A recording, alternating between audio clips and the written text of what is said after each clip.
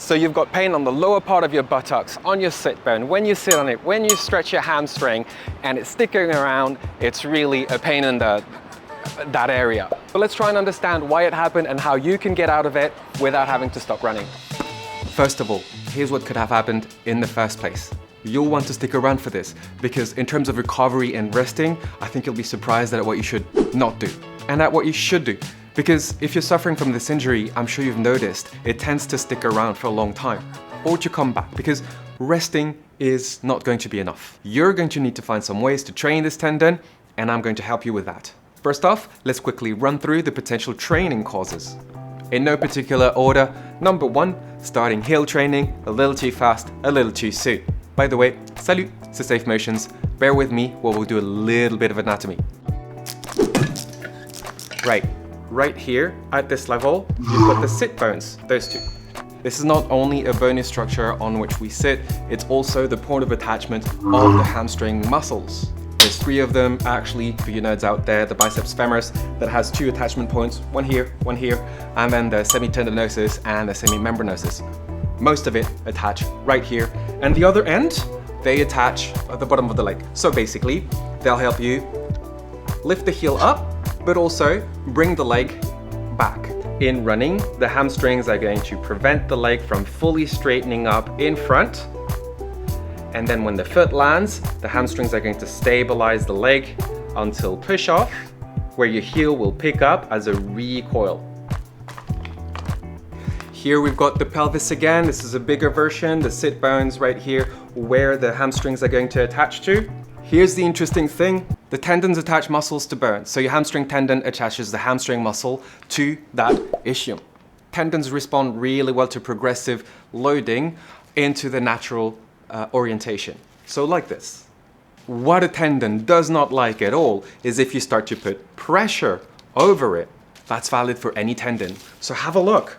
On that pointy ischial tuberosity sits your hamstring tendon. I'm having a hard time holding onto this. Oh. And so what the tendon does not like is extra added pressure over it, like that. On top of that, if you're flexing the hips and moving that leg this way, and you're contracting the muscle, you're pulling the tendon, and you're sort of folding it over the pointy bit. You're adding right here, some compression onto the tendon. Instead of here, this adds pressure. Anatomy model attack. Because of the point of attachment of the hamstring tendon, when you bend the leg and you contract your hamstring, it's going to push the tendon onto the pointy part of the hip bone, sit bone. So you see now, when you're running uphill, you're lifting the knee much higher than if you were running normally. So you're pulling on that hamstring at the same time. When you land, this is when the hamstring contracts the most to maintain balance in the body. So you're positioning the hamstring in such a way that the tendon is pressing up against the bone, and at the same time, you're loading the muscle, so you're pulling on that hamstring tendon. Disaster. As a matter of fact, the more you drive your knee forward, not just in uphills, the more you're at risk as a runner to injure that tendon. And that's a great transition to number 2, speed training. If you've recently started doing speed training, sprints, or HIIT interval trainings, that mechanical motion can bring up an injury over an overuse of the tendon.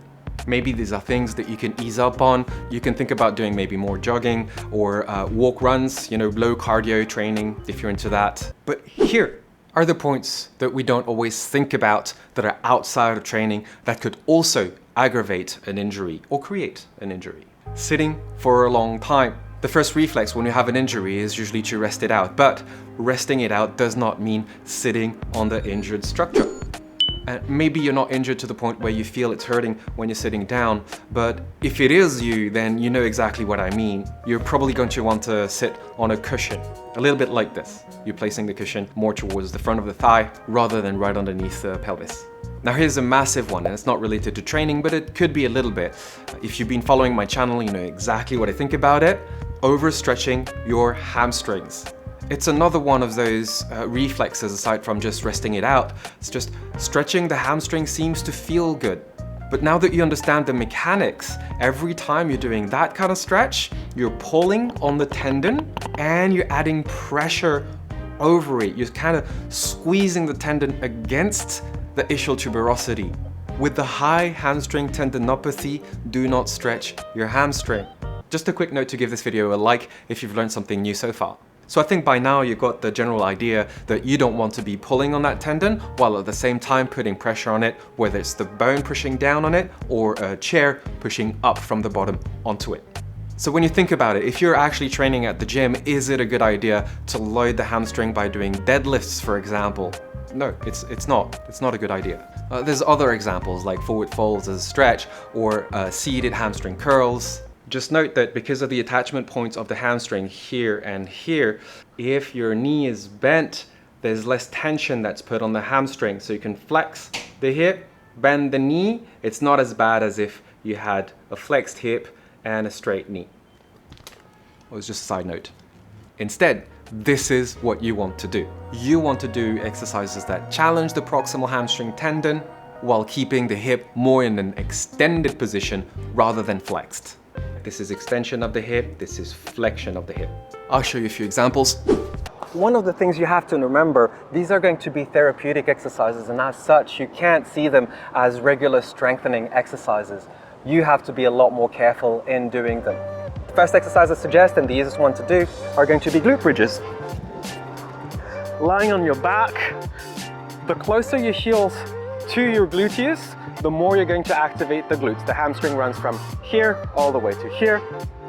Lift your pelvis up and hold it. We're doing isometric movements just because this is a therapeutic exercise, not a strengthening exercise-ish.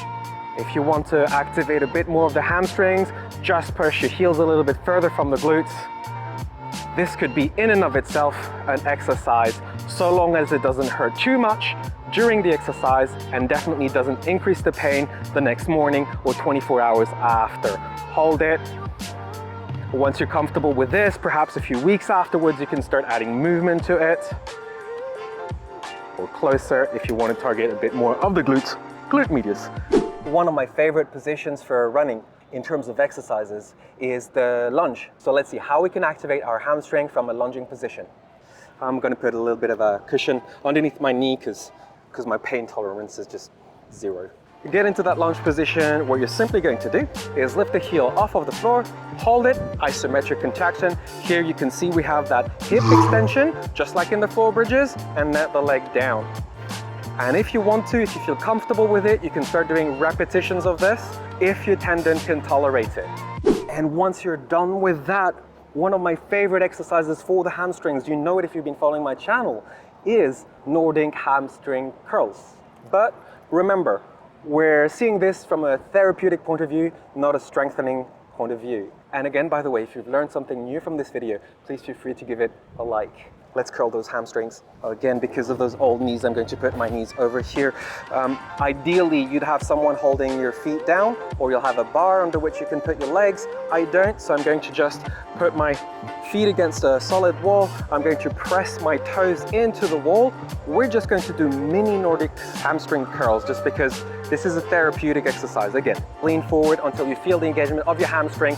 Push the toes onto the wall, hold it, engage your core, and then come back. Actually, for me, this is enough, and I don't have an injury yet. You have that hip extension, you've got the hamstring contraction, hold on really tight. When you're comfortable with it, start moving in and out of it and going lower and lower. Make sure you're in a safe environment when you're doing this, because you don't want to add an accident to an existing injury. Back to the studio. As I said before, this can be a really sticky injury. So take your time, don't rush through your rehabilitation, and really consider a consultation with a specialist to have a look at maybe some underlying conditions or mechanical issues that might be the root of your injury. This is something you cannot do over YouTube. This video is more to help you understand what might have happened and then to keep you from making mistakes until you see your physical therapist or your healthcare specialist, your coach. In the meantime, here's another good reason why maybe you should be really careful when you stretch your hamstrings. And I'll see you there. À bientôt!